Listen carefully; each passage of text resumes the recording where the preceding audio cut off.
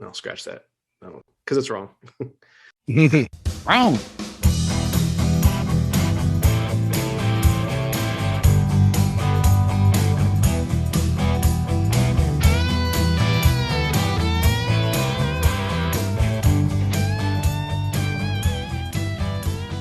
Hello and welcome to the 13th episode of Cinema Decon, deconstructing and overthinking the movies of our younger years.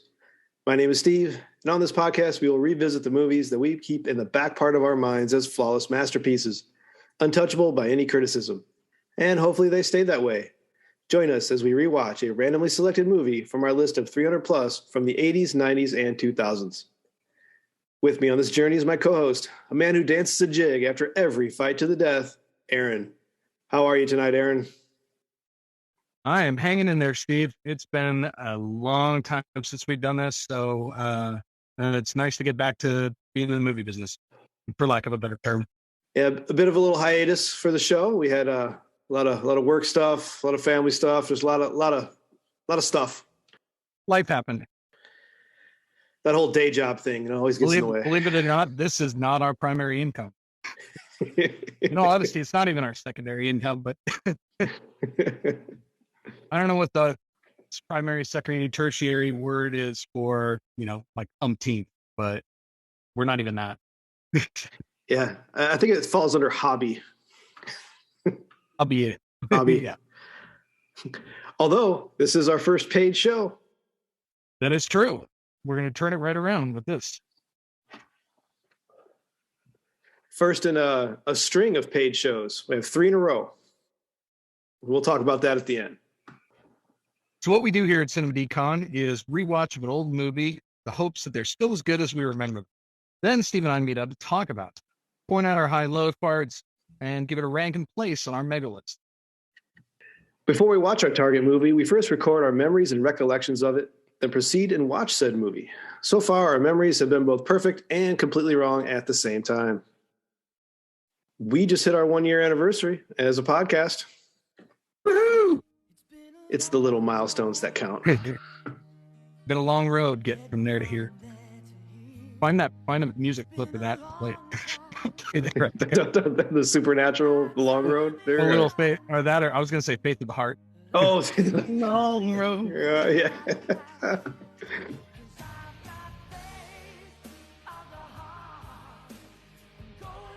You know what we should do? An idea for maybe the next one is do a previously on Cinema Decon, like it's previously on Cinema Decon, and then just a random line with no context, and then just one line. Back. That's good. Previously on Cinema Decon. Yeah. That's good. That's a good idea. I'm going to work on that. Today's movie is the 1991 film The Last Boy Scout, directed by Tony Scott, written by Shane Black, starring Bruce Willis, Damon Wayans, Taylor Negron, and Halle Berry. This week's episode is brought to you by the Steinbeck Auto Closer Toilet Seat. Never get caught hiding in the closet by her psychotic private detective husband again when the lid literally covers up for you. Since 1983, Steinbeck has been taking the dull out of adultery. The dull out of adultery. I was having trouble trying to find something. Yeah, that's good. It's worth it for dull out of adultery. So, Aaron, what are your recollections of The Last Boy Scout? Oh God, man, that's one that I can't remember that much about. I remember it's like we were talking on some previous news. I totally remember the box art. I remember flashes of scenes, and I just can't remember much about it. So I'm going to treat this as one that I'm just going in blind. So this is going to be interesting. I have a vague recollection of this. I definitely remember the opening of the movie, which is a football game, and a guy runs a kickoff back in the rain, and then he gets to the end zone and shoots himself. Yeah. That's the type of thing I remember, but I don't recall how that goes to the plot. And then it's something like Bruce Willis is a security guy, and there's some corporate nonsense of the ownership and backstabbiness and then like a helicopter at the Coliseum at the end or something. Vague splashes of recollection there. But I remember thinking at the time, this is John McClane and Homie the Clown. What the hell is this going to be? And Halle Berry. Oh, is she in it? Yeah. Okay. And Dick Butkus. Ah, Dick Butkus, Chicago legend. Yeah. Adding some class to the proceedings. So yeah, this will be good. Dick Butkus. I might have to find myself my last Butkus cigar that I got up in Pittsburgh. We'll save that one for the next episode. Those are good cigars, so I'll knock you on your ass. So we will go off and watch The Last Boy Scout. Yeah, that's a quick pre-watch. We don't have much remembering. Neither of us know what the fuck we're doing. Homie, don't play that. No. Gonna need a light. If you touch me again, I'll kill you.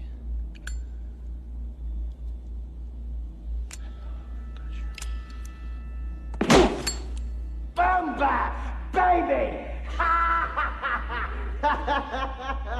Oh, baby! 2 for 2. We got a 2 for 2.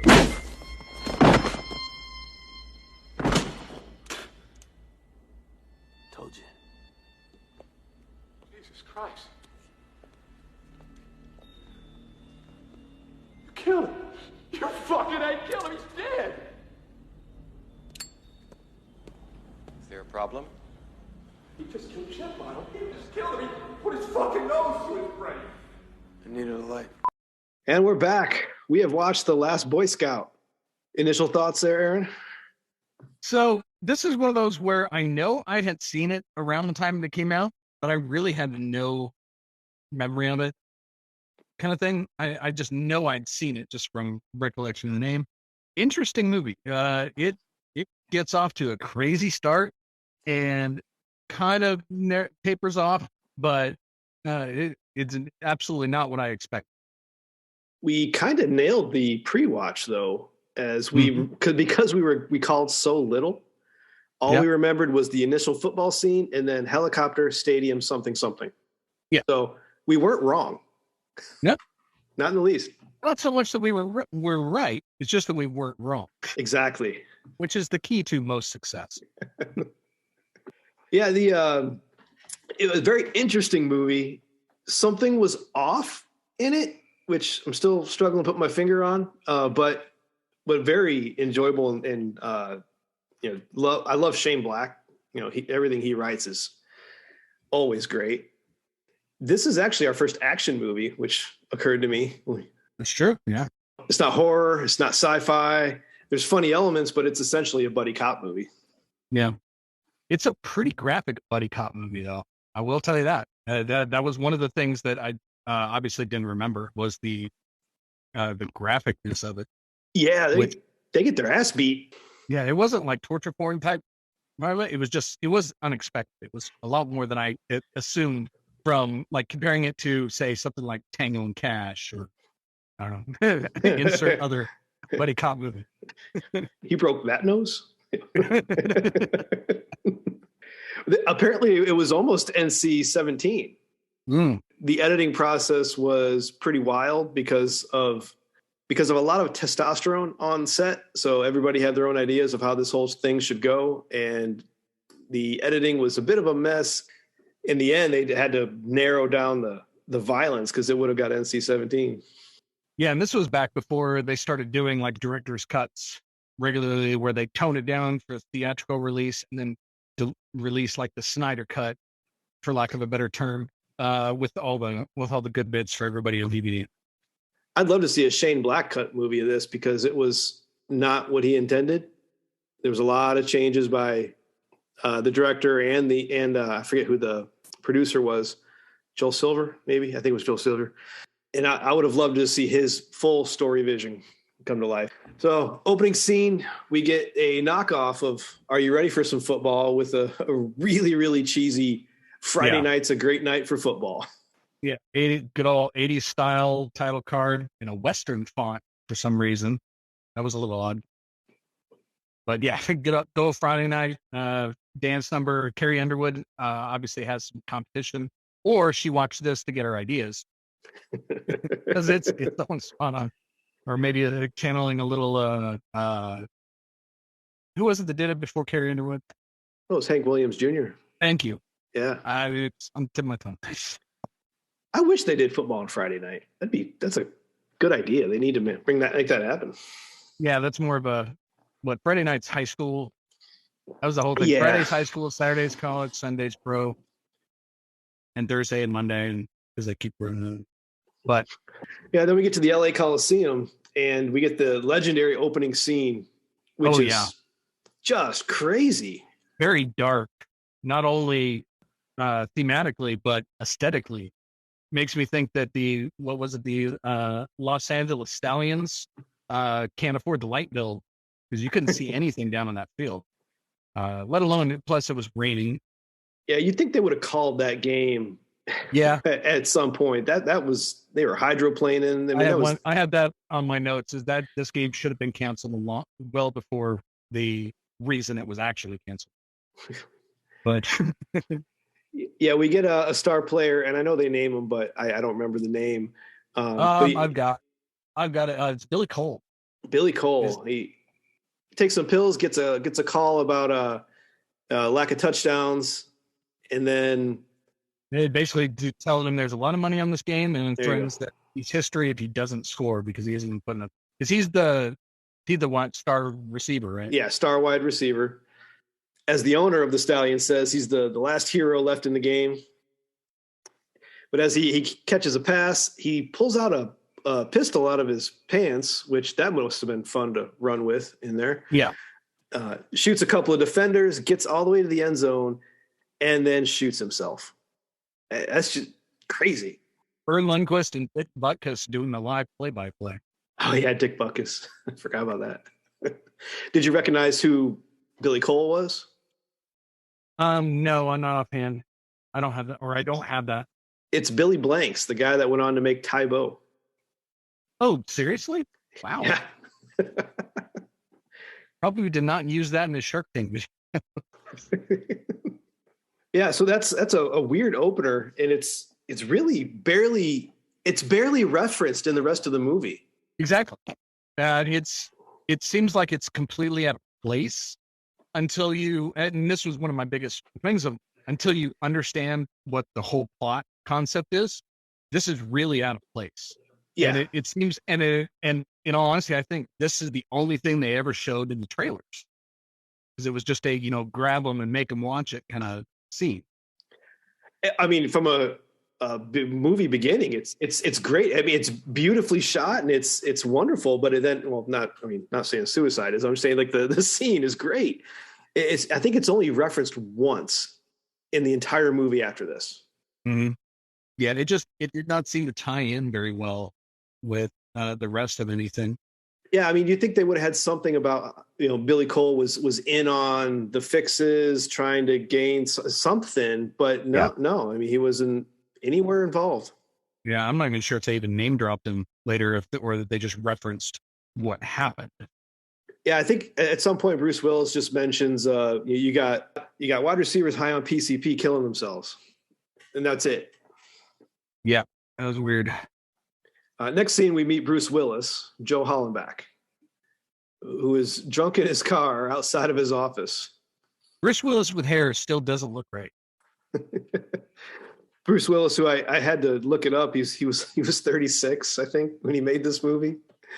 Looking somewhere between 50 and 60, but with a little more hair. Mm-hmm. He looked rough, but his character was supposed to. But yeah, I mean, it works for the character.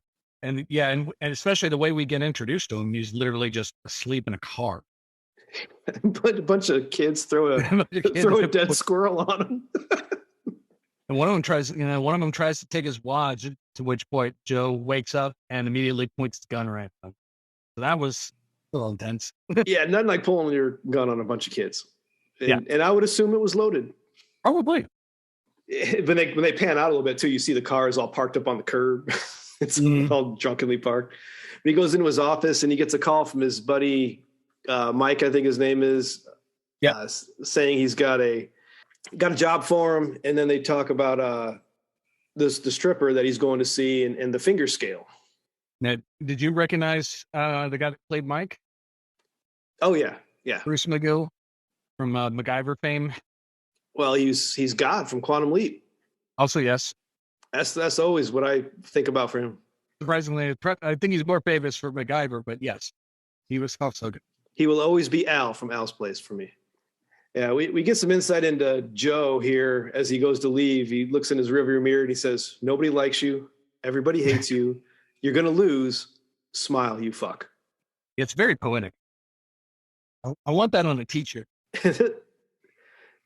This is a guy that's in a dark place from the get-go. Yeah, Mike tells him about this job. We get nothing else from that other than the job pays $500. He's like, all right, fine. And then at that point, we meet Damon Wayans as Jimmy Dix. Is it Dix or Nix? I have Dix. I have Nix. It is Dix, according to IMDb. They lie. So anyway, Jimmy Dix, who's the former football player for the Los Angeles Stallions, as we find out later. We don't find this out now. He's sitting, smoking in a chair over a naked girl in his bed, which is how I like to start every morning. And runs over to the bathroom counter, dumps out a bunch of pills right as the girl wakes up. So kind of writes the backstory of him being a little bit of an addict there.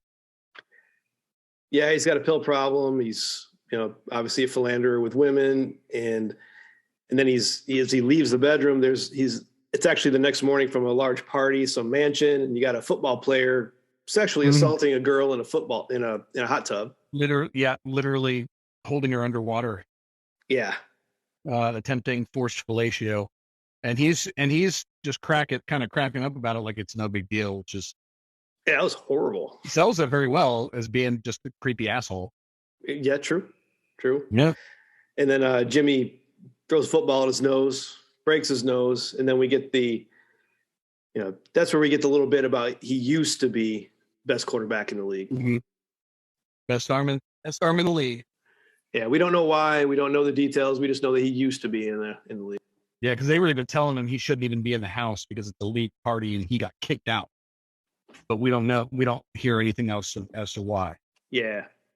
Then we next we jump to Hollenbach's house where we get to meet Mrs. Hollenbach, and this is a hostile relationship if there ever was one. Mm-hmm.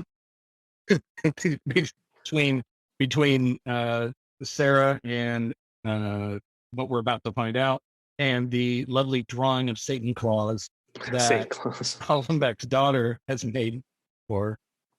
Yeah, Hollenbach as the detective, he deduces very quickly that the toilet seat is up, shower was steamed up, but his wife's hair is dry. So he's like, "Who's in the closet?" He knows that someone's been there, and it's a very tense scene. He literally pulls up this, honey, you're married to a detective. I know what I'm talking about. He literally walks through, toilet seats up, the shower steamed, you're dry. Who is he? Kind of thing. Which of course Sarah continuously denies, and basically tries gaslighting into for him being psychotic and off his rails. Yeah, the way he gets a guy out of the closet, though, he cocks his gun, points at it, and says, "I'm going to fire," and count to 3. Yeah, it was actually, I like the way they did it. She's pretty much asking him, like, "Do you want me to open the door so you can see how stupid you are?" He's like, "No, I'm just going to count to 5 and I'm going to shoot it." Well, the other guy aims her right at the door, and he gets all the way down to 1 before she finally jumps in front of it and stops it. And then Mike walks out of the closet. Yeah, that's that, and you could see the hurt, yet he knew. He knew. Yeah. Yeah. But he did go there and not notice Mike's car outside. So just throwing that. That is true. There. But he was probably still drunk. So detective Yeah. So it's a tense scene, and then as he actually walks Mike out to his car, chatting him up, they have a moment where he's like head or gut. Mm-hmm. You know, gets to choose, and so he hits him in the gut. Good punch. And then proceeds to ask him about the case. You know, what are the details? Yeah, just like $500 is $500. Oh, by the way, what about that job? So then Mike walks over to his car and blows up. Yep, maybe gets in and it explodes. Yeah, I did not see that coming. I was surprised by that one. That was my first clue that this is a crazy ass movie, because we don't get any reason why. It's not like we've seen why somebody targeted Mike. It just happened. Yeah, and I actually, of this whole movie, I liked the detective story elements of the whole thing. Mm-hmm. Piecing together what it's all about. It has a good story. Usually in those, though, when it's the characters trying to piece together these types of stories, the audience knows what's going on, and so they can sit there and kind of, I don't know, they're egging them on how to figure it out or seeing how they figure it out. But in this case, the audience has the exact same knowledge that the protagonist does, mm-hmm. which just all of a sudden, the guy that has been cheating or your wife has been cheating on, who was your best friend, just blew up in his car for no apparent reason. Yeah. Say, short of that phone call to the football player, we only know what Bruce Willis knows through pretty much the whole movie. Yeah. So that part was done rather well. One thing it did definitely do, which we find out later, is because he was the guy his wife was cheating on him with, it does kind of make him a prime suspect for the whole thing. Yeah. Yeah. Well, because the scene follows up with the police are there, the fire department's there, you know, cars blown up, and you know, he got patched up because he got blown away as far as landing in the grass. And he didn't tell the cops that he was there all night, and his wife is relieved at that. And my thought at the time was just, well, he's still trying to be a good guy and not blast to the world that his wife's cheating on him. It didn't even occur to me at the time that would have put him as a prime suspect. Yeah. I do have a note here that and this is bad dialogue. Whenever I have bad dialogue in my notes, I don't think that was Shane Black. I think that was part of rewrites, because why would Sarah pick that time to start berating him for all his faults outside on the lawn when a dude just died and you've got all kinds of cops and fire department there? Yep. Yeah. Let's just, great time to berate into your husband about how, you know, he fails on every level.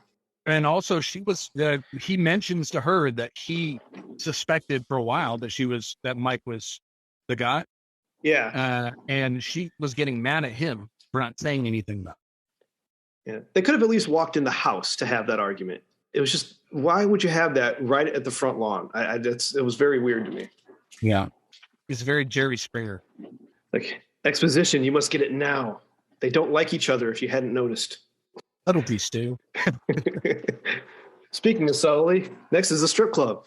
Yay! Boobs. We're back with Jimmy drinking straight vodka to Alex the astronaut, which we get no explanation for. That's true. That comes later. It's good. I like it, but they just, to Alex the astronaut. All I do is lose friends, drink, and nail anything with a heart. I also want that on a t-shirt. Probably not the same t-shirt though, because I think those two would conflict. Well, you'd have to complete the t-shirt with this weird ass hat with a tassel on it. That was so distracting. What the hell was he wearing on his head? It's just so weird. I mean, fezzes are cool. Everyone knows that, but it wasn't quite a fez. I don't know. It was weird. It was just odd. Yeah. This wasn't supposed to be. This was what, 96, 91. This wasn't supposed to be in the future. This was supposed to be set in 91, right? I think this was supposed to be like Lethal Weapon 2, and then, you know, studios, etc. Because Bruce Willis was just coming off Die Hard, so he's at the height of his his career there. Climb, at least. Yeah, well, climb. Yeah, that's a better way to put it.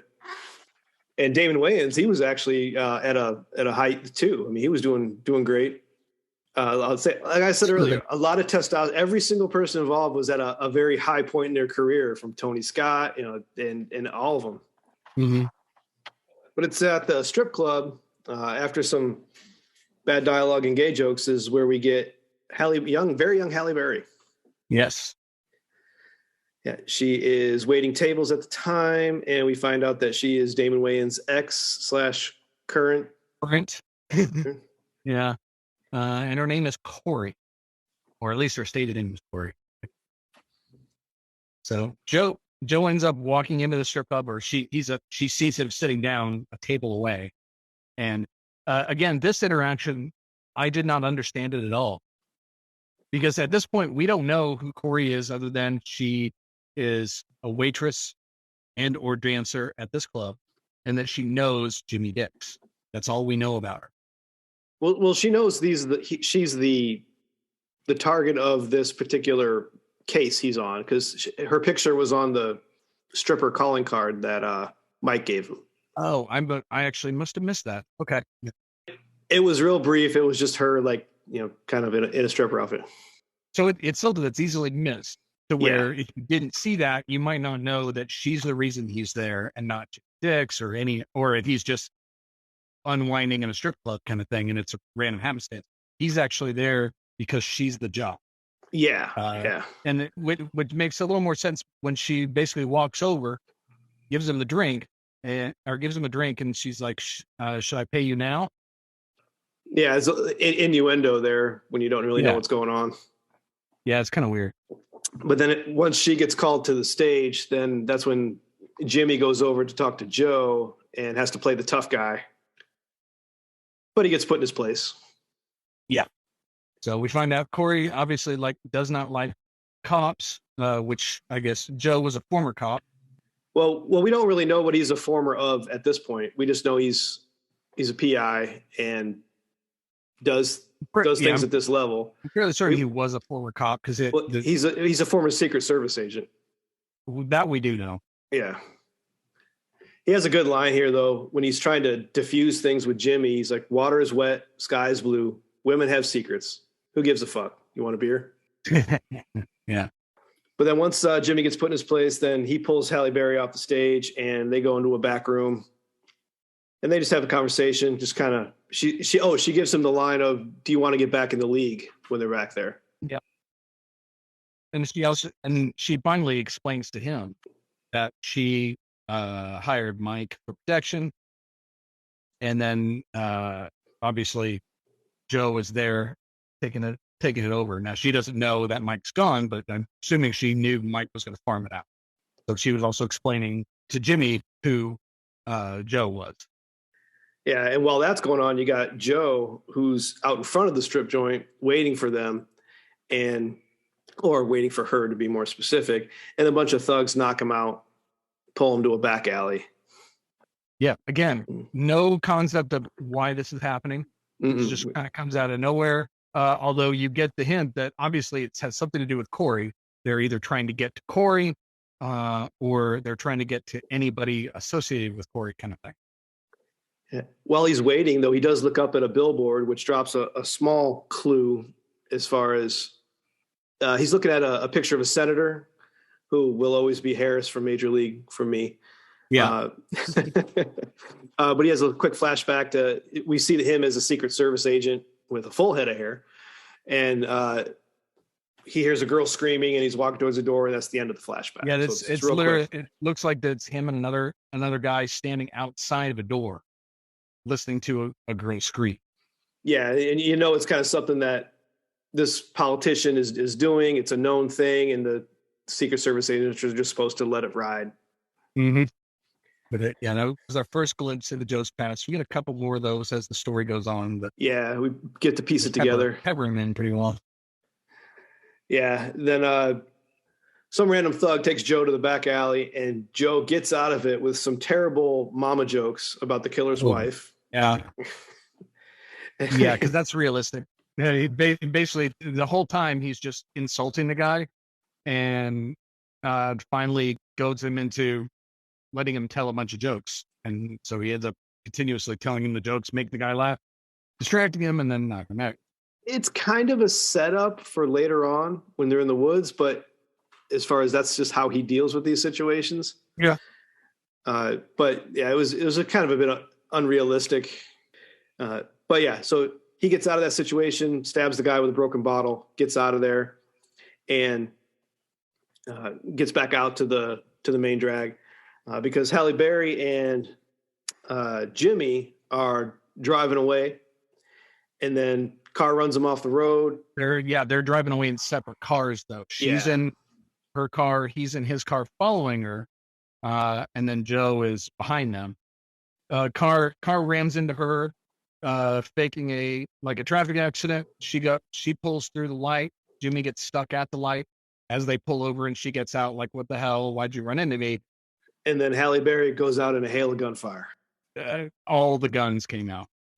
Yeah, I wasn't expecting that either. I expected Halle Berry to be the perpetual damsel in distress, but yeah, they are dropping main characters like flies in this movie. It's ridiculous. Yeah. Joe comes running up, John Woo style, like slow motion, guns blazing. It was just a straight John Woo style. Were there any dubs? That was all it was missing. Yeah. And I have a note here. Bad dialogue aside, the action movies in this movie are great. Yeah, they are. They're a lot of fun. Yeah, as I say, Jimmy ended up crushing one of the guys with the car he was in by running him into the wall. And then the guy that is stuck there between the car and the wall is shooting through the windshield, trying to hit Jimmy. So he's literally sitting there with his foot on the gas, leaned over on the bench seat, trying to dodge bullets. Damon Wayans and Bruce Willis kill all the bad guys, and then Damon Wayans is crying over Halle Berry. Destruction everywhere on that particular street corner. So next up, we end up at the police station after all that destruction, and we get a scene of dialogue with Bruce Willis and Damon Wayans talking about his leather pants. Yeah, asking him why they're so expensive. I mean, $650 pants back in 1991. That's damn expensive. Yeah. It's a nice way of showing that even though he had a short career, he's living large off the money he made. Yeah. We also get a hint as to what Joe's former job was and why he's so revered. Because at the time, with the flashback that we got, we just know that he was guarding somebody. He could have been private security. We didn't know that the guy was a senator at the time, so we didn't know that he was automatically Secret Service doing that. But we find out, that cut Joe break because he saved the president's life, and that's all we get at this point. Yeah, I have a note here that flashback Bruce Willis looks like Forrest Gump. Yeah, we get some hints that the cops, at least the lieutenant, really has a dislike for Joe, which isn't really explained, but he's definitely just got it out for him. There's no trust there at all. Yeah, he even brings up complaints that he's been getting from the Bel Air PD for that senator, which they don't mention by name, but we can infer that it's the senator from the billboard is getting a bunch of obscene phone calls, and then he hopes those calls are not coming from Joe. This seems very petty for that character, but it's still funny. Petty to bring it up? No, just petty that Joe would do that. I want to know what's on those phone calls. Right. So as they leave the police station, they're trying to decide what their next step is, and Bruce Willis decides to let Damon Wayans come along with him. He's going to go check out Halle Berry's apartment. And we get a good line from Damon Wayans. Stripper could have had plenty of rich guys, but she loved me. They get in there, the apartment's trashed. They were looking for something, which alludes back to she can get him back in the league. I particularly like the part when they're going in.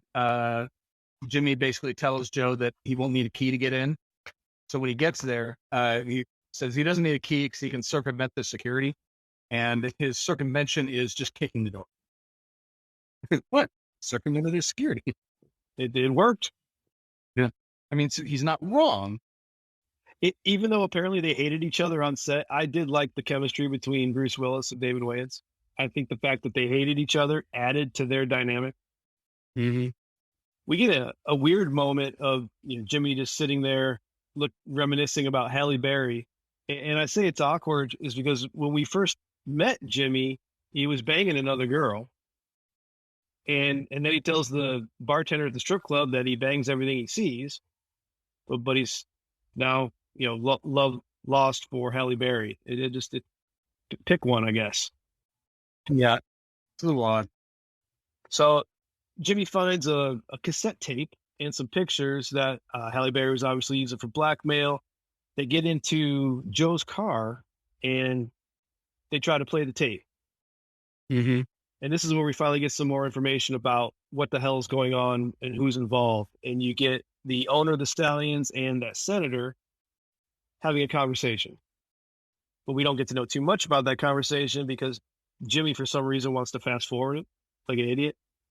And before Joe can stop him and warn him that his cassette player is broken and fast forward eats tapes, he hits it and it starts eating the tape. Cassette player in a car. Takes me back, man. Yeah. That on top of all the smoking in the movie. There's definitely a few things that date it. So then Jimmy decides to take Corey's car home since he rode with Joe. And then Joe comes to the realization that Corey has two cars and stops him before it blows up itself. They get a nice, clean block of C4 that they don't know what to do with, so they actually put it in the trunk. Well, to take a step back, as they're arguing what to do with this block of C4, we get two more random thugs walk up to them who like to talk a lot. Yeah. It's weird how just people are just randomly going after him. And you can tell he doesn't know what's going on, but he's just piecing together that obviously has to do with what's happening, but it kind of came out of left field for him. Like his best friend got blown up outside of his house. The girl that was his job gets executed, gunned down on the street. He gets hit with a pipe and almost executed. And now these more guys are coming up. So they think he knows, or they think he knows, but it has to do with her. But as they walk up, he throws the C4 into the trunk. Well, he actually smushes it so that when the trunk closes, it smushes it as well. So he's just kind of setting up the two thugs, and you got one brute and one who's Mr. Vocabulary. Interesting character trait on that guy. He's just got a massive vocabulary and keeps, he definitely a guy you want to punch in the face. Mm-hmm. So after some back and forth, they ask where the tape is, and he says it's in the trunk. Finally, and they throw the keys off into the weeds. Mm-hmm. So the thugs shoot the trunk and explode the C4. Jimmy and Joe go flying into the ditch, and I like that they're two very separate reactions. You got Jimmy who yells out, "Shit, we're alive!" with a big smile, and then you have Joe going, "Yeah, hooray!" all sullenly. I just feel so bad for Joe this whole movie. Joe basically tells Jimmy to leave, that he'll handle the police, because I'm assuming the police are going to be called again. Mm-hmm. Lieutenant again tells him to stay out of the police business, while another one shakes his hand for saving the president. So you can tell the lieutenant is kind of the outlier. Everybody else seems to like it. I wish we had something on why that lieutenant hates him so much. We never really get an explanation on that. We didn't get a drop on that one. We learned that Joe's middle name is Cornelius. You ever watch Soul Train? And Jimmy's is apparently Danger. Yeah.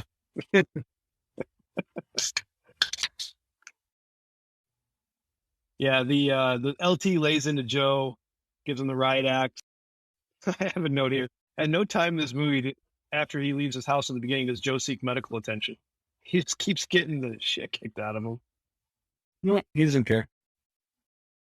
It's kind of a mix between you think he has a death wish, or you think he's just too stubborn to die. Like he doesn't think he's going to die. I think he's given up. I mean, at this point, his wife hates him. His daughter hates him. His job, his wife was banging his best friend. I think he's a defeated man at this point. Mm-hmm. He's just going on instinct. So then Jimmy meets Joe outside the police station. and they do. I don't know where they're going other than just to Joe's house, but it gives Damon Yep. Wayans a chance in the car to act all Wayansy. Gives a little Prince imitation. Mm-hmm.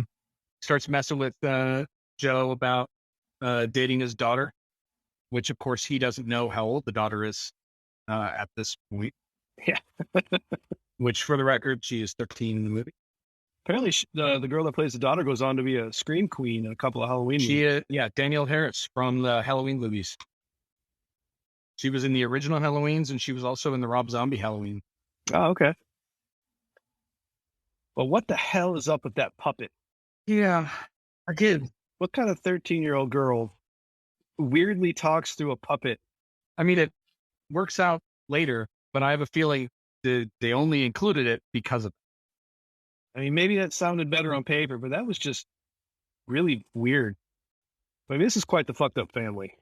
The dialogue and just the conversations between his daughter and Joe, and for some reason he wants to, this random crazy talk about ice creams and fuck ups. It's a very odd scene. And then Jimmy wants to give Joe parenting advice, even though Jimmy met Joe just hours earlier. Yeah, Jimmy should have stayed on the sidelines of that one. yeah, probably. But Jimmy does open up about who Alex is. Mm-hmm. He tells to Alex the accountant this time. Yeah. And Joe asks him why. We learned that Alex was his son and that he used to be married. His wife was killed in a car accident. She was pregnant at the time. And Alex lived for 17 minutes in an incubator.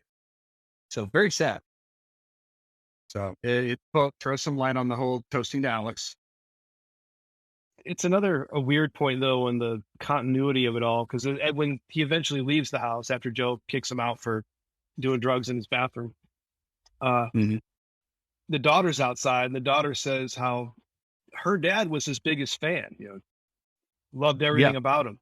But if Jimmy was such a great NFL prodigy, how did the death of his wife and kid not even make the news and not be known to the local town, at least? That seems like something that his biggest fan would do. Yeah, because we find out that he didn't. He only stopped because this happened while he was still a player, and Joe only stopped paying attention to football when he got kicked out. Yeah. This probably wasn't the news. It may have just been something he forgot, or they may not have named his son, so he didn't know the name Alex. Yeah, it seems like that's a bit of a missing thing. All he had to do was say we kept it out of the news, sort of thing. Mm-hmm. It was just weird. This was back in the 90s when people didn't question movie plot points. This is true. We also find out that Jimmy had one of the best games of the game of his life that day that his wife was killed. Threw for 300 yards. Did they say how many years he played at all? If they did, I don't have that. Just curious. But they part ways. Jimmy leaves, and the next day, Jimmy's out at a payphone. Another thing to date the movie. And he gets thrown off an overpass by Chibs from Sons of Anarchy. Yeah. Or no, it wasn't Chibs. It was Kim Coates, wasn't it? That's Chibs, yeah. No, he's not. Chibs is the Irish dude with the cuts on his face. Who's his name? I actually can't remember his character's name. But he was like the bisexual guy. Tig. That's what his name was. That's it. Tig, Chib. Yeah. They rhyme. Yeah. We'll give you that. To quote Cinema Sins, he survives this. He tries playing it off in front of everybody that literally just saw him fall off of an overpass and land on a car. Yeah, it was definitely. Go try this at home, folks. There's me and there's Super Dave. And the pet. So the Super Dave reference also dates the movie. Remember? Oh, yeah, Super that would. Super Dave Osborne? That's right. Man. So that reference didn't age as well. But I digress. It's kind of a funny scene of him just, playing the whole acting super tough athlete stereotype. No, I'm good. So then we get a scene back at the police station now where they realize that the best friend's car was parked outside all night. So Joe is now the prime suspect for killing Mike at the beginning of the movie. Mm-hmm. Police LT is all angry. I had the son of a bitch right here. Yeah. So this goes back into, obviously they found out. So now it goes back to him being the actual prime suspect, which, yeah, obviously. Which doesn't really come back again too much. No. We jump forward to the next day. Joe's sitting there watching his daughter sleep, which is a nice change from the back and forth they were having earlier when she was yelling at him for not letting her go out on a date. Yeah, he's kind of having that moment where he's saying goodbye to his wife and kid. He gets a knock at the door, opens it up, and immediately gets tased. He's shot with an electric stick and kidnapped. Yeah, this is where we first meet Milo, briefly. Milo. Hello, Joseph. Milo's probably my favorite character in this movie. Yeah, Taylor Negron does a great job in that role. Mm-hmm. The cop that the LT was talking to earlier is actually visiting, goes to talk to Joe and the wife and find out about that car that was out front. And he randomly gets shot by Milo's crew with Joe's gun in order to frame him. And that is never brought up again. No. Yeah, it's a brutal scene. Absolutely brutal, the way they shoot that cop. Yeah. And then you just shot one of Los Angeles' finest, Joe. Mm-hmm. We just hit and then throws the gun out. Then we get one of the best scenes in the movie. This one's great. The pool house. Right before that, though, is when we get another flashback of Joe sitting the president. We actually get a full-on look at it. Yeah, with that horribly ugly Jimmy Carter impersonator. Mm. Something else dating the movie. Man, there's a lot of those. So, yeah, we had that slow motion flashback of the assassination attempt. And then kind of zooms into a daughter or a drawing that his daughter made of him in front of the American flag. So a little creepy looking there. Oh, yeah, this is his like tased dream. Yeah. That's right. As he's knocked out. Yeah, but then we get that great scene where he kills Tig, who is really into just being, say you mentioned torture porn earlier. He just wants to beat him down and tease him with cigarettes. Yeah. Then Bruce Willis says, "Touch me again and I'll kill you," and he absolutely does. Yep. And Joe friggin' runs a hammerfish straight into his nose, takes him right out. Meanwhile, like Milo's in the back behind him, just like he's not crazy about it, but obviously Milo is used to this type of stuff, or saw it coming and doesn't really care. I love Milo's kind of demeanor. I mean, he's ruthless, but he's super polite and academic. Uses only full first names. Joseph, James. He's a professional. Yeah, he's a professional. Leaves nothing to chance. He's just kind of a good go-to thug. He's the role model version of a villain. I can see why Bud picked him on our top villains episode. Yeah, it was a good villain. I definitely like him. But we also get some great exposition, and we find out who the real villain in all this is, who's calling the shots, which is Shelley Marceau, the owner of the Stallions. He is just I want to say they wrote him to look like the old Dallas Cowboys coach. Yeah, he's definitely Jimmy Jones. Yeah. Jimmy Joe is Jimmy Johnson. Jimmy Johnson. Oh, he's Jimmy Jones. Jimmy. Just Jimmy. We're going to get hopefully we don't have any Dallas Cowboys fans. Yeah, we might. Give a shit. Yeah, but with the Southern drawl and everything, they were definitely going for him. Yeah, the cowboy hat and everything. He comes in and just starts swimming. A guy just died in your pool by the guy that you just kidnapped, and you're just nonchalantly swimming in a bright red suit with I think at this point it's just Milo's down there protecting. Now there is one other random guy in there. Yeah, there's a random guy in there. But now that we're an hour in, we get the actual full plot, which is the legalizing of sports gambling by bribing politicians, hence the senator, and they're at the point now where they have to, kill people who won't take the bribe, and that's the only way to save NFL.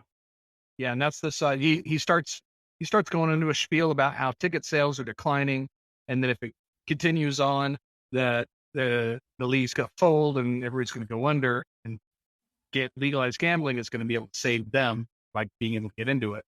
They tried bribing this particular senator, who happens to be the same senator that Joe used to work for, and apparently he declined. So now they're at the point where, well, they have to take him out or blackmailing or something. We find out that the whole tie-in with Corey is that Corey made that recording of the coach talking to these guys more as leverage against the coach, so she could get Jimmy back on the team.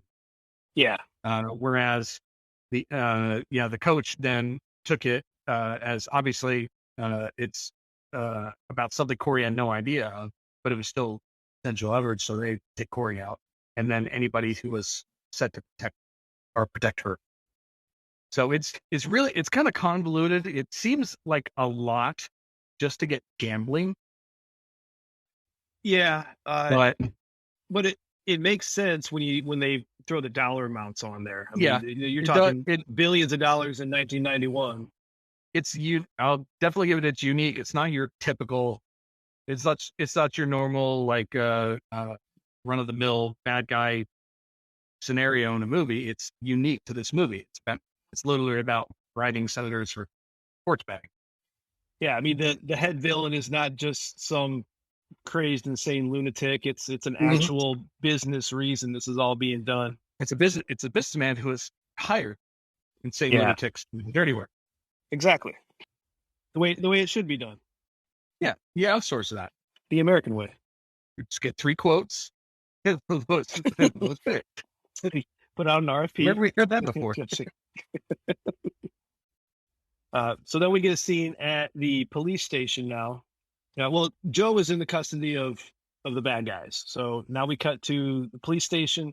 Jimmy's in interrogation after his fall, and he's trying to tell them that, hey, the senator is part of this. Joe's wife is also brought in for questioning. She doesn't know anything about the senator. He's trying his damnedest to say, shit's going down, and you guys are worried about the wrong stuff. But he doesn't have all the information that the viewers have. Mm-hmm. Jimmy and the daughter have a moment together, and he says, well, I'll find your dad or something. Yeah, and Jimmy gets on the phone, and I have the note. Jimmy's on the phone talking to a whole lot of women. And she is somebody from the head office at his former team. He's basically trying to have her look into the ticketing system to get the senator's address. Yeah, that's right. And this is when Joe's daughter, he promises her that he's going to find her dad. When in doubt, try the nearest bad guy. I like that line. Yeah, that's a good line. That's 3 t-shirts right there. We should start licensing these. Yeah, I'm sure no one will come after us. No, it's not like anybody listening anyway. Yeah, this is true. Yeah. Next thing, we get to the senator's house, where we get to meet the senator in person, who is as slimy and stereotypically corrupt as any U.S. senator would be. Yeah, pretty on point. We learned that it wasn't so much that the senator's the good guy and doesn't want to take the bribe. It's that he wanted to get more money. It's all about more money. He threw the bribe back and said it wasn't enough. He wanted $6 million, which again, $1991. The coach decided it's cheaper to kill him than to pay him. They should have just paid him. They could have had billions without the body count. That would have been a really short movie. He would have taken Joe would have taken the job. He would have guarded her for about a week. Nothing would have happened. And then he would have gone back home. Maybe Jimmy would have gotten back in the league. Everybody would have been happy. Yeah. Except Mike. But Mike would have had a rough time. Well, Mike'd still be alive. Yeah, but he was caught. Yeah. So now we find out that the daughter had actually stowed away in Jimmy's car. And this daughter's crazy. She pulls out a freaking pistol And she's pointing at Jimmy's face. I mean, just this girl's nuts. Yep. That daughter, I don't know what the hell. Yeah, it's a little weird. But as they then we cut to the woods, which is a very big scene. The woods sets up the final stretch of the movie here, where what they're trying to do is set up a photo shoot of Jimmy giving someone a briefcase of money, and they're taking his picture.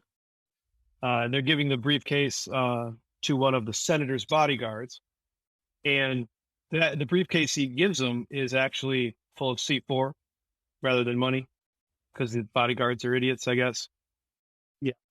Yeah. I don't. Did they even check the briefcase? I don't remember. I honestly don't remember how the things got mixed up, but the intent was they're gonna take out the senator, and they were gonna do so with the C4, weren't they?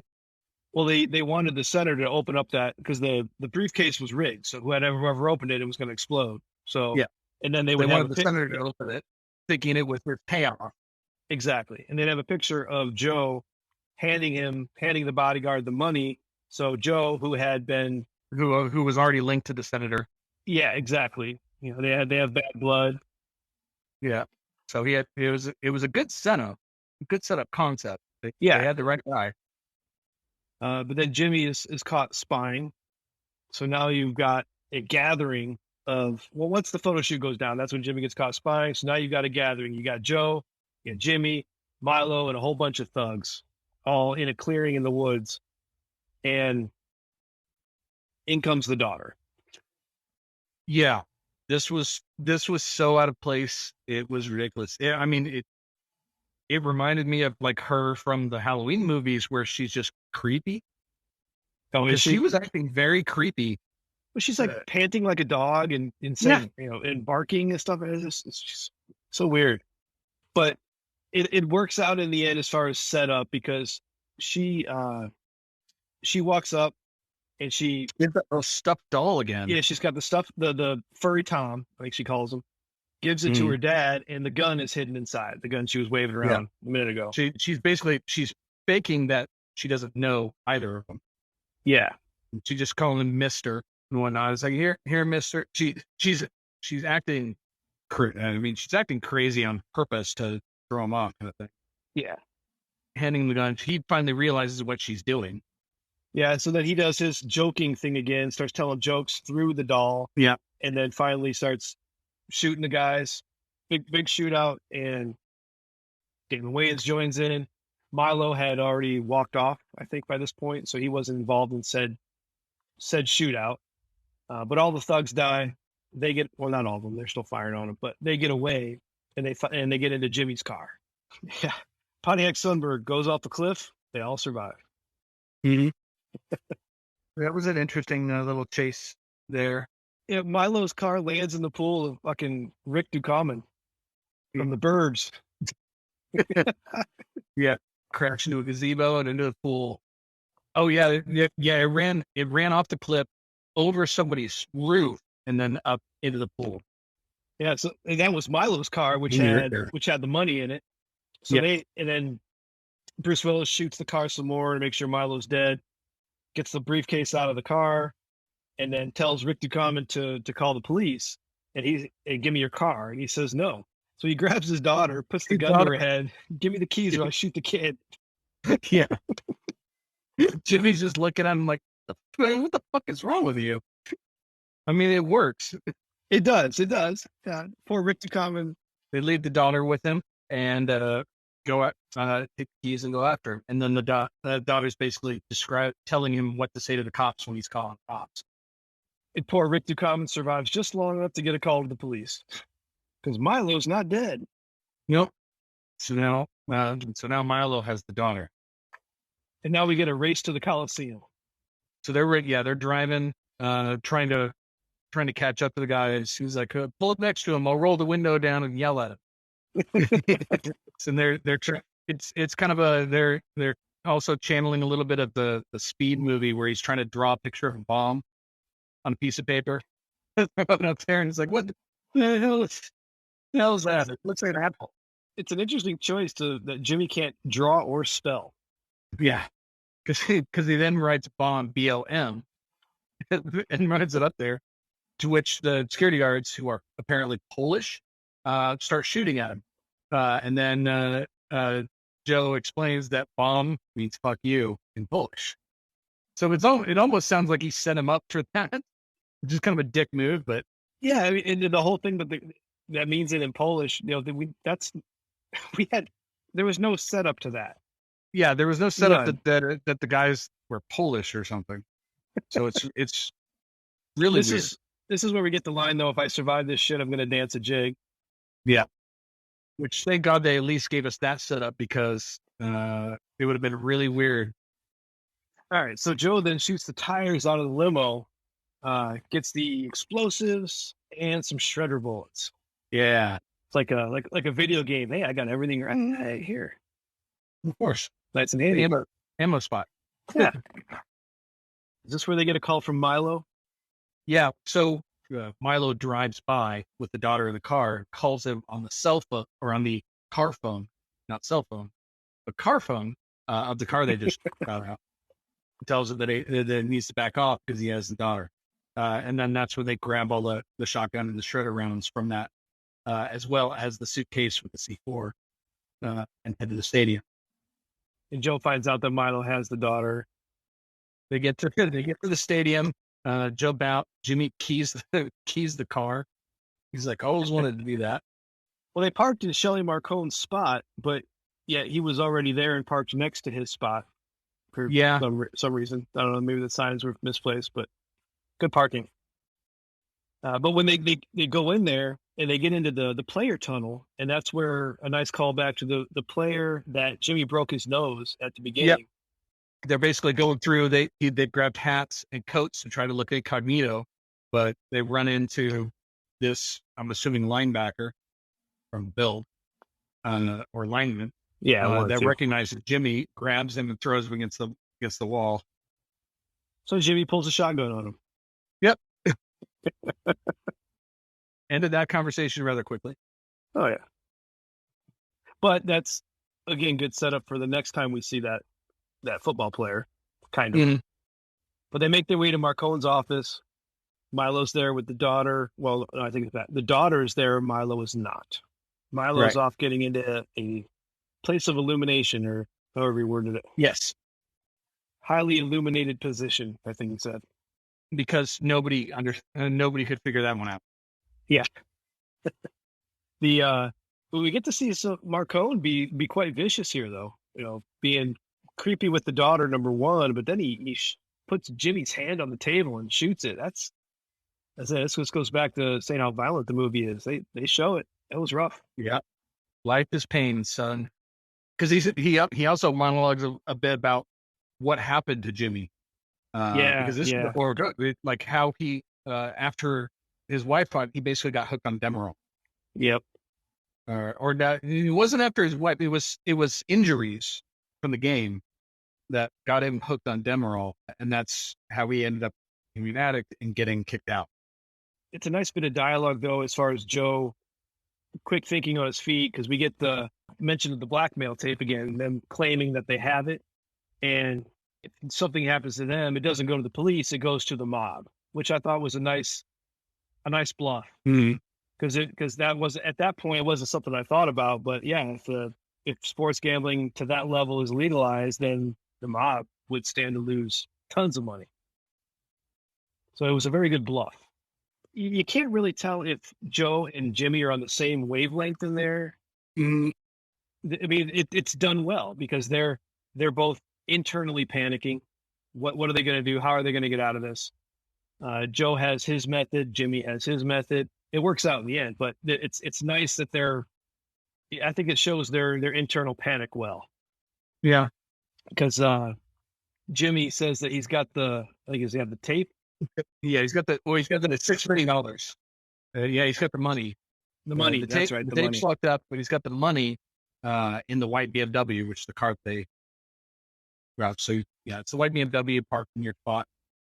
He throws he says he's got the key in his pants, and then Jimmy stops him, ad-libs it, basically punches Joe and says that Joe doesn't have the tape, that it's in the locker. and then Jimmy's got the key. Yeah.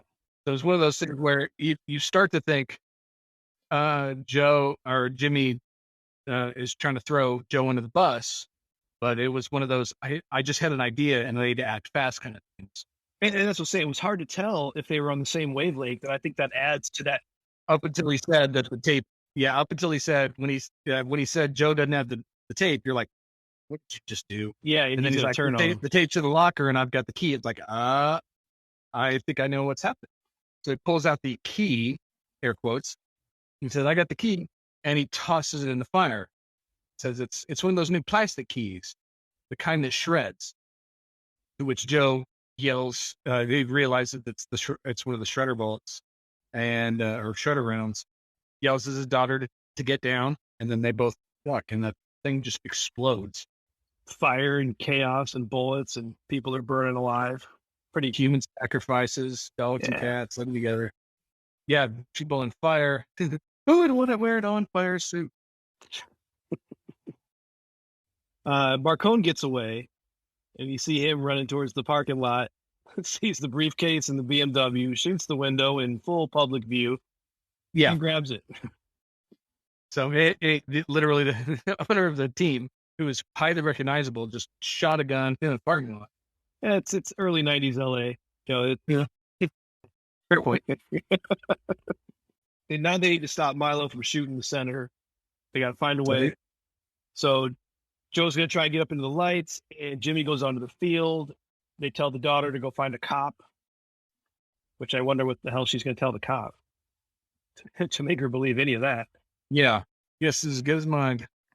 Joe makes his way up into the lights, and Milo's got a fully automatic sniper rifle. The rifle made me laugh. Jimmy goes down to the field, steals the stallion, the mascot, goes riding on the field. The lineman sees him, and for some reason, the lineman is surrounded by cops. It says, there he is. So I guess the lineman was doing that the whole time with cops trying to find him. Probably, he must have gone and tried telling security about him after he got his shotgun pulled. Jimmy gets the football from the quarterback and throws it at the senator. And I got to say, the bullet hitting the football is the dumbest thing in this entire movie. That's everything from tropey to poor physics to just everything. That was kind of dumb. I would have rather have seen him hit the senator. The senator goes down, and then the bullets fly over him. Mm-hmm. I think that would have been much better. But to have the football explode was just stupid. That's my opinion. But the fight in the lights is good. Yeah. That's brutal and raw. Yeah, that one I like. Milo has one of the best action death scenes to me that I've seen. That was pretty awesome. He has a fight with Joe up in the rafters, and then there's a police helicopter. Once Joe gets away from Milo, because I think Milo stabs him in the leg, there's punches, and then gets away from him a little bit. The police helicopter lights up Milo with all kinds of bullets, falls off the rafters, and lands on the other helicopter blades. I guess there's two helicopters. On live TV in front of 30,000 people. What a way to go. And then Joe dances a jig. Yeah. So silence falls and everybody's looking up in the lights, and there's Jimmy being lit up by the helicopter search lamps, just dancing a jig, and everybody starts cheering. Yeah, because of course they knew what's going on. Yeah, they're like, they've got to be completely baffled by what they just witnessed. I have no idea what's going on right now. I can only imagine what I'd be thinking after, say, live on television, you see a guy get shot up and then fall on a bunch of rotor blades, and let alone the people underneath that helicopter that were splashed with bits of Milo. It's just so weird. It is.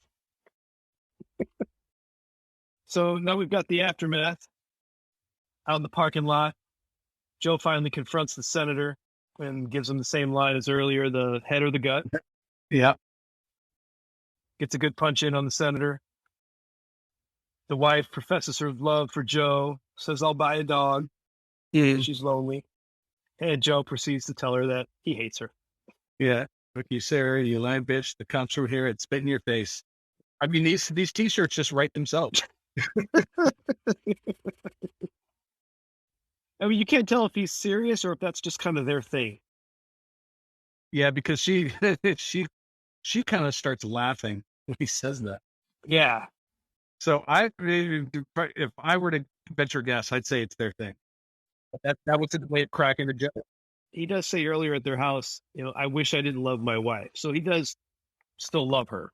Yeah. But then they notice the briefcase is gone. And then in the distance, you see a mansion go boom. Boom. Yeah. Because the briefcase of money was actually in the trunk, not in the passenger seat. Yeah. And if a bit of trivia, that explosion was reused for Last Action Hero. Then we got our final scene. The wife and the kid are finally showing Joe some respect. The wife backs him up and she's like, "Yes, Dad," or something. And Joe asks Jimmy to be his partner. Mm-hmm. Starts talking about the tricks of the trade. Beginning of a beautiful friendship that will not end well. Probably not. So for me, this movie was a lot of fun, but man, it was all over the place. I love the story. I love the action. But the whole thing was off with the dialogue, the editing, and the pacing. You could tell that there was just a lot of craziness and changes. It didn't seem like a cohesive movie. Yeah, and there were a lot of obvious tropes that they put in there, particularly the whole Chekhov gun thing, where they'll show you something in Act 1, it's going to be used, it's automatically going to be used in Act 2, kind of thing. That happened a lot. Yeah, there was a lot of setup, which is, to me, Shane Black on storytelling. He's very good at that. Yeah.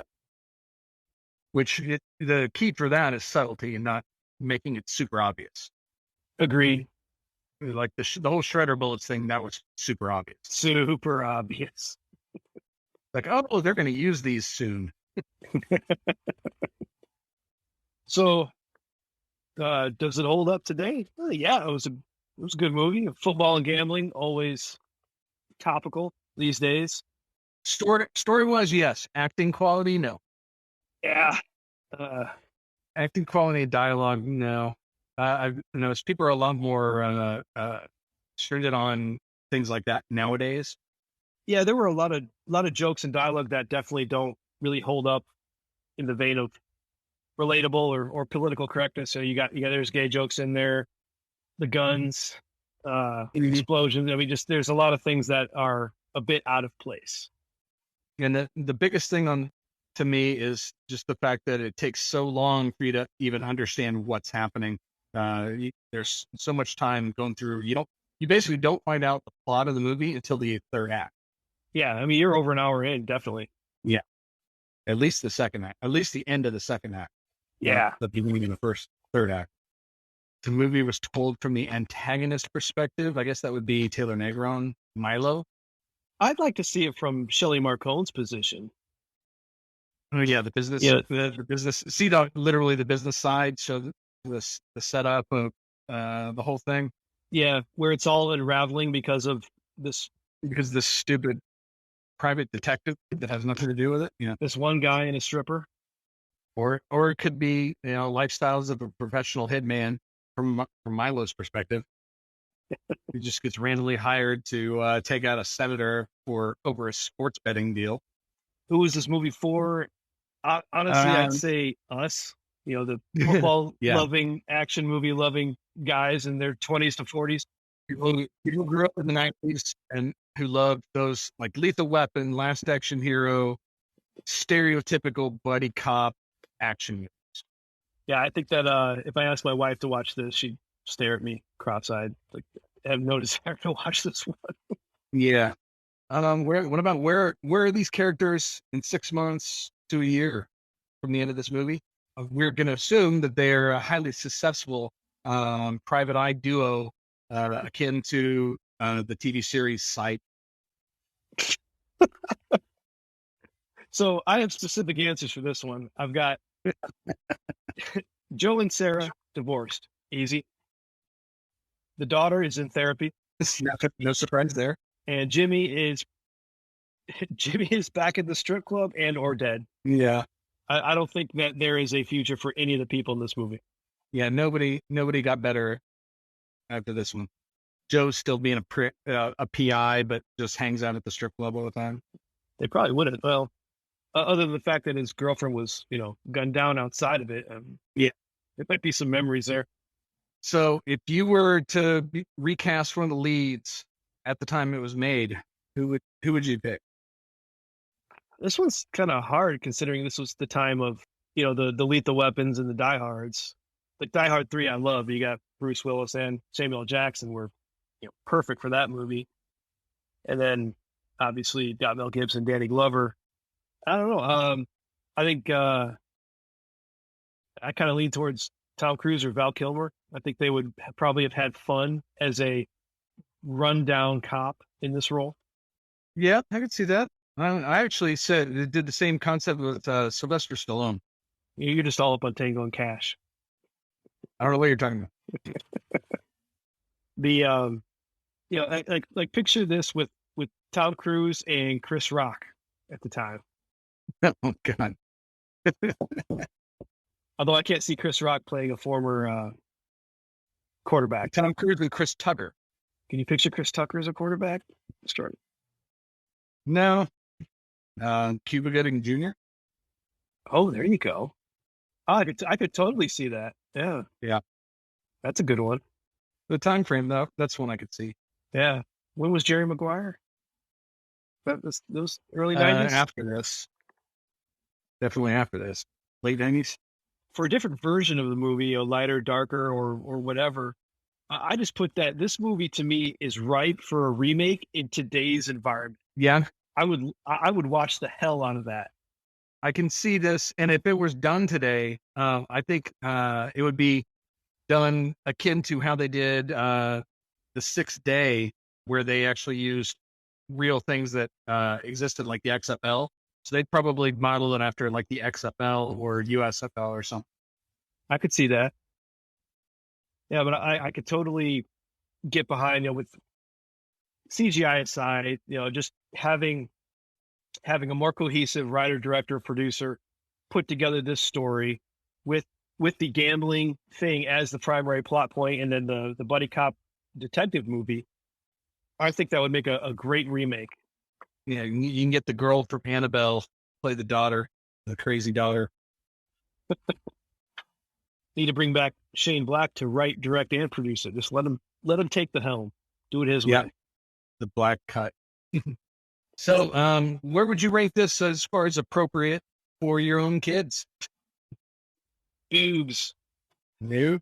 That'd be a nope. Whether it was the on-field, murder, suicide, or the strip club boobs, or any random thing, I'm going to go with no for my kids. Yeah. So, a real shocker there. Yeah. It's one of the reasons it took so long to watch this one. You gotta find time. So, final movie thoughts from you? To me, I mean, it had all the vibes of, like I've kind of said before, it had all the vibes of your typical 90s buddy cop type drama with a really convoluted plot that was unknown the majority of the movie. So that kind of took away from it, from the watching experience. You're more trying to figure out what the hell is going on than actually try to follow what the characters are doing. So I think I understand why it was done that way, and I can respect it a little bit, but it took away from the viewing experience a little for me, to trying to piece together what I thought the plot was, only to be completely wrong. Yeah, this movie has a lot of wasted potential to me. Mm-hmm. It did a lot of things right, but it did a lot of things just wonky. And we've already talked about saying a lot of interference on there. But from a very solid story that I would like to see done well, it was just too much iffiness in there for me to really, say that it was a great movie. Yeah. And I even have as one of my final thoughts is like the most memorable part of this movie is that opening scene that has absolutely nothing to do with the rest. You're right. You're absolutely right.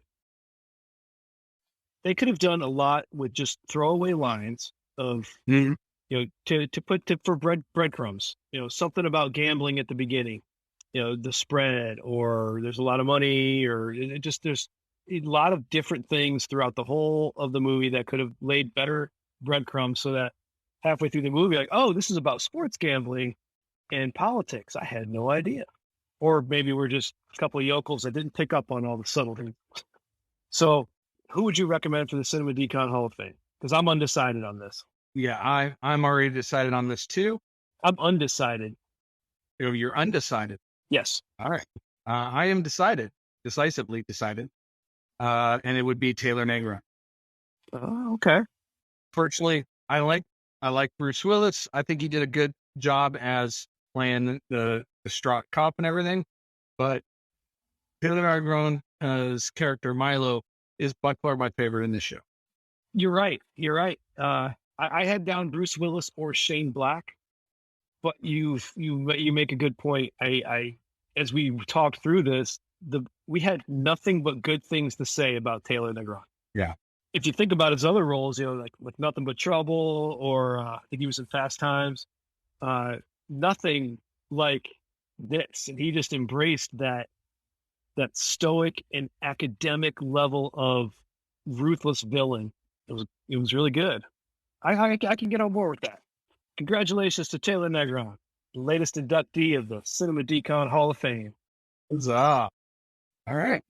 Now's the time in our show where we rank the movie based on our fan review, while also adding in the IMDb rating. This is a 10-point scale, and the average will put the movie on our mega list. Steve, what did you give this movie?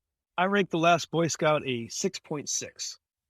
For me, I actually went a bit lower. I've got it at a 5.5, primarily with the whole plot thing. So. All right.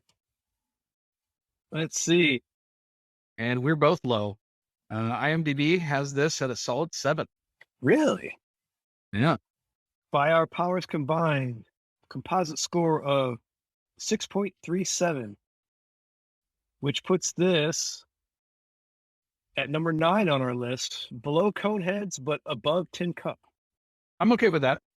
Nothing against Tin Cup. Yeah. It's just not my kind of movie. This is a good movie. Actually puts it right. And again, also a lot of the majority of this ranking is IMDb. IMDb throws us off every time. Yeah. Yeah, I was gonna say, have we been really close to anything IMDb has done yet? On a couple. Hackers, we were pretty close. We gave it in the 6s, and it was a 6.2. Good Night and Good Luck, we were actually a little lower, but only by 0.4. Yeah, we're our mid-range ones are close, but it's our top two that IMDb really lowballed them. Three Amigos and Idiocracy. Yeah. Amateurs. Amateur, said the amateur. Well, we got paid for this. Doesn't that make us professionals? That is true. We get professional badges. Which, thank you to Levi for sponsoring this movie. Appreciate your support for the show, and please feel free to purchase another. Yeah, when they finally do take our advice and do a 2020 remake or 2023 remake of The Last Boy Scout 2, The Next Generation, we look forward to having you recommend that one as well. And now I've got The Next Generation music stuck in my head. Those word scores. All right, media pitch, Aaron. What are you listening to, watching, or doing these days? Oh man, yeah. So the one I've gotten into most recently, probably, is the new Paramount series Halo, which is based on the old Xbox game of the same name. It's one of those where as soon as it was announced, I was almost certain they were going to screw it up.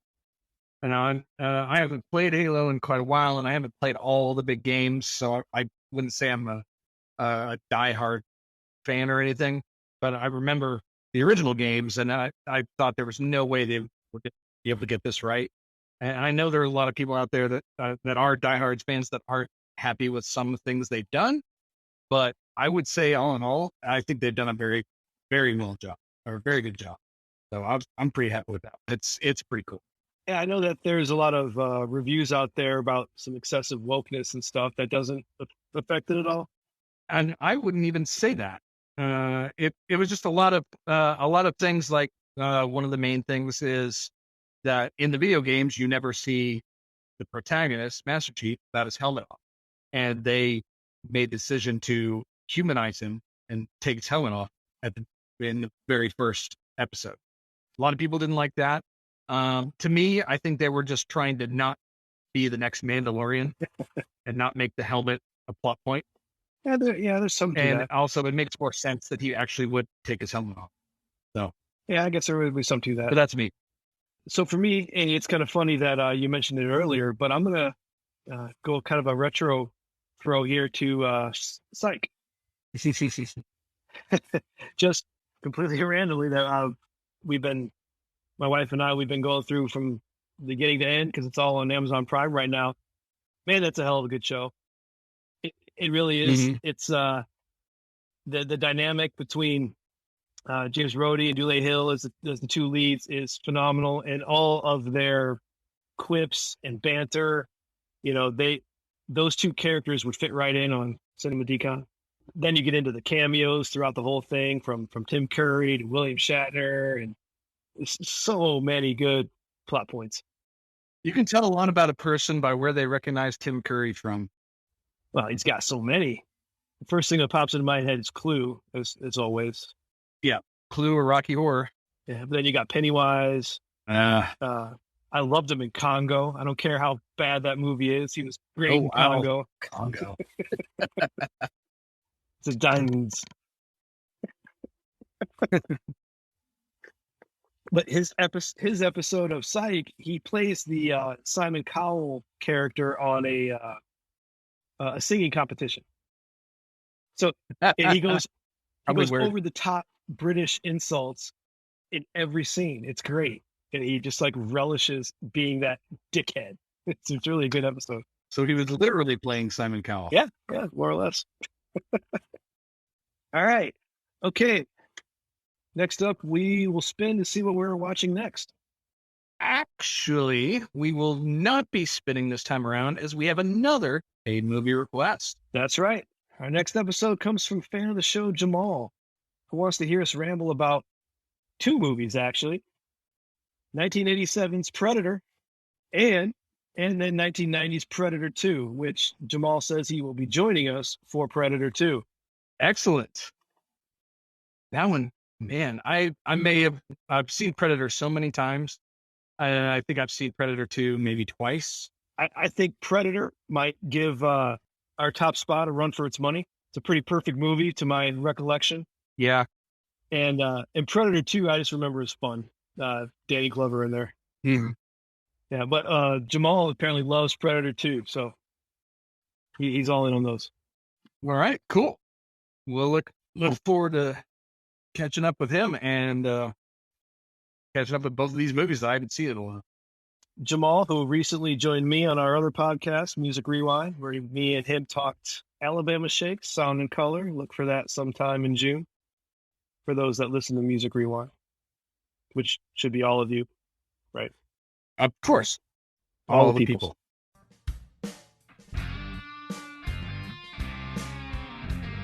Well, that's all for this episode. Thank you for listening, and we hope you stay with us through this little experiment.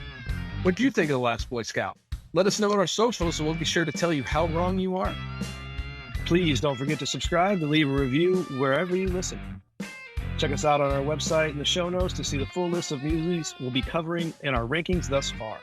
Be sure to give a listen to our sister podcast, Music Rewind, which has season 2 airing now. We'll see you next time on Cinema Decon.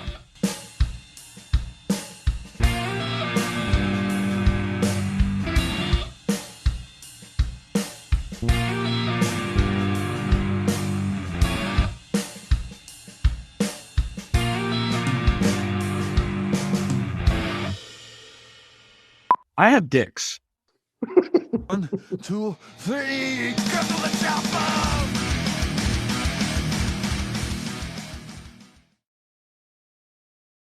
A podcast from the Sidereal Media Group. Back to you, anchors. No, scratch that.